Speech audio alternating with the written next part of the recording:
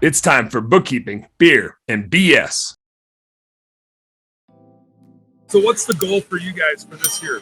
You want to talk revenue numbers? Like we're in that 8-figure world right now, and that's what we're trying to hit like this year. That's our goal. Yeah, if we can crack 8 figures, like we're in a great spot.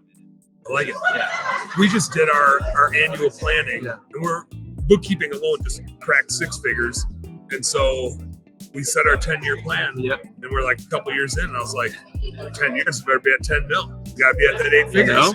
And it's like I can draw the line to it. One of the things I like about the administrative service business is we don't have a ceiling.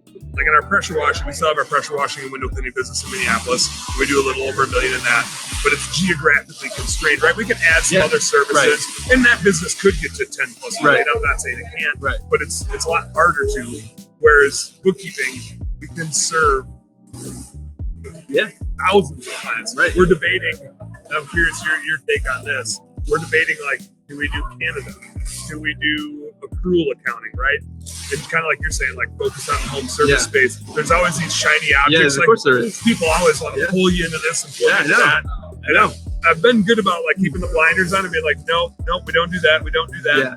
But at some point, I also have that itch of like, oh, you want my help, and I can't help but try to help. Yeah. How do you guys manage that when like people are trying to pull you into stuff where it's like, man, I don't know. I know. I feel like it's sanity I always go back to my team.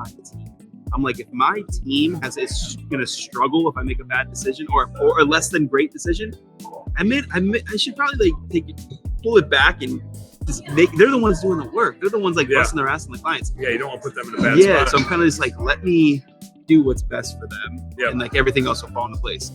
Like we had like a rehab center. They're like, we're gonna pay you $30,000 a month. We'll take you up to $100,000 a month. But here's what we need. And I'm like, okay, let's do it. Then when I thought about everything behind the scenes, I'm like, is that gonna kill my team? Is that gonna like make them work until they can't see and just have to? I'm just like, you know what? I backed out. Yeah. And I feel like it's those tough decisions that get us to that next level. Was I right or wrong? I don't know. Yeah, it's still hard to tell. We'll find out. It's still hard to tell. It is. I mean, like either the desire to help or somebody's willing to pay for a lot. Like we have a bunch of people that are like up in Canada and they're willing to pay a lot for like good help. Yeah. It's like, oh man, but it's different. Like that's some different accounting rules up there. It's true. And same thing. It's like this is like a challenging thing with accounting, and I think you probably go through the same thing, which is you also want to have a career ladder for your awesome A players, right? Because they'll get bored if it's just the same thing over and over again. Yeah.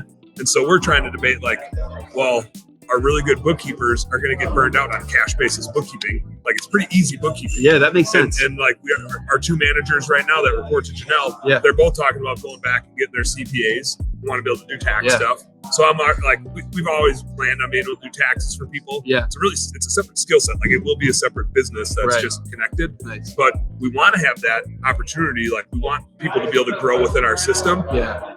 It's got to be like a little bit of an arm's length because it does literally need to be a separate business for insurance reasons, for licensing reasons. But do you run into that where it's like you're taking employees through these like career ladder steps to give them those experiences? Absolutely. I feel it, and it's wild. It's like you have somebody that's incredible on your team. You even open up your mind to new opportunities, right? Mm-hmm. Exactly why we're doing branded photography and stuff like that. Yeah. Because ultimately, like I want somebody to do what they're excellent at. Like if whatever your superpower is, if I can figure out if it makes sense into the fold, it's like we're gonna go after it, right? It's gonna help you. It's gonna help that person completely like dream as big as they can and make a lot of money and do everything they want, But if you keep people in a box, it's like nobody's happy, and especially me. Like I don't operate well in that space. Yeah. Yep. No, I'm with you. Yeah, man. It's like, but it gets back to the shiny object syndrome of like, what do you want to let them flex into, without being a distraction to the rest of the business and trying to like keep the boundaries, keep the guidelines. I know that feeling all too well. It's a challenge. Yeah, it's a challenge. And like because we're real freaking squirrels, we're like, I want to go do the thing because it'd be fun to go find out. Let's go do it. Yeah. Hey, what's up, business nerd? Thank you so much for tuning in. I hope you learned a heck of a lot watching that episode. Do me a favor, subscribe right down here. And if you really like what you saw, you got more goods right here. Check out this one or check out this one and do this. Go subscribe. Appreciate you. Work smarter, work harder, go earn yourself some pride. Catch you on the next one.